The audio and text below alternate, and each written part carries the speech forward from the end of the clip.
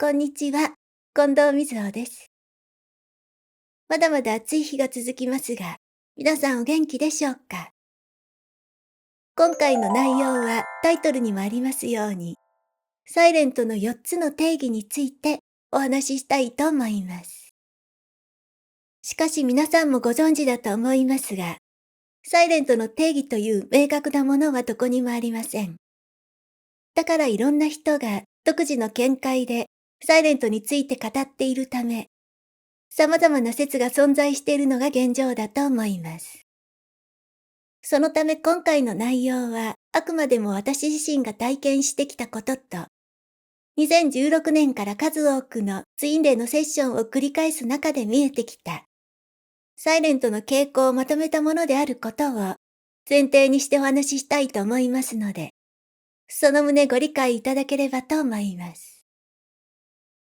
それではシリウス中継、スタート。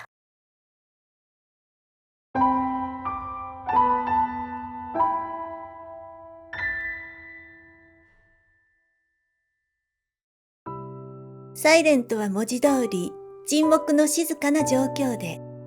二人の関係に動きがない状態を指します。そのため、基本的には相手と直接連絡を取り合うことがなく、物理的にも二人がプライベートで関わることはありません。それはどちらか一方が届いた連絡をスルーしていたり、遮断している状況であるため、やりとりが成立しないからです。音信不通であること。まずこれがサイレントの大前提となります。先日動画のコメントにもいただいていますが、物理的に会えない状況でもやりとりができている場合はサイレントには当てはまりません。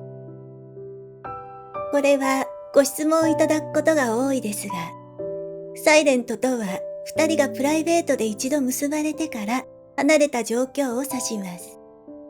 付き合っている、あるいは付き合っているに等しい状況から別れたり破局していることが前提です。まだ一度も愛で結ばれる時間を持ったことがない中で、何らかの事情で離れてしまった場合、それは二人の物語がまだ始まっていないため、サイレントには当てはまりません。いわゆるツインレイの物語は、二人が結ばれることから始まるのです。しかし相手からの直接的なアプローチがない状況で、二人が関わることができない時間をサイレントであると思っているケースは意外に多いと感じています。相手が芸能人や有名人などの場合にも言えますが、相手からの愛の意思表示がない状況で、サイレントであると思うことは一方的な思い込みになってしまう可能性が高いと言えま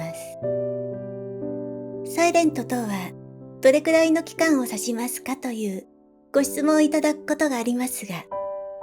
基本的にサイレントの状態と言えるのは少なくとも2ヶ月以上、一般的には半年から2、3年程度、場合によっては数十年、2人が離れている状態を指します。そのため、1ヶ月未満の連絡が取れないような状況は、基本的にサイレントとは言えません。その理由は、サイレントはお互いの学びと成長のために、自己と徹底的に向き合う時間であるため、自分が内側から変化するためにも、ある程度の時間を要するからです。逆に言えば、1、2ヶ月連絡が取れないような状況は、ツインレイの世界では割とよくあることで、統合までの時間は、お互いに適度な距離を保ちながら、それぞれのカルマや課題をクリアしていく時間が続きます。サイレントを経験しなければならない理由の一つには、その後の二人の過程を超えていくための基礎体力を養う時間でもあると思っています。また一般的にサイレントは繰り返すことが多く、1年以上離れるサイレントを2、3回経験するケースも比較的多いと思います。最後の定義は、自発的な自らの意思でサイレントを選択していること。それはどちらか一方の自らの意思で起こる沈黙の状態を指します。基本的に最初はランナーが自らの意思でサイレントを選択しますが、後にチェイサーがサイレントを選択する場合もあります。自発的意志でない多動的な要因によって離れてしまう場合、それはサイレントとは言えません。例えば、相手の転勤や引っ越しなど、物理的な状況によって近かった二人が離れることもあると思いますが、自らの意思での選択ではないため、サイレントであるとは言えません。しかし、その状況をきっかけに、相手が自分の意思で連絡を取らなくなった場合は、サイレントに当てはまると言えますが、いずれにしてもその場合も二人が結ばれてから、自らの意思で離れたかどうかを見る必要があるでしょう。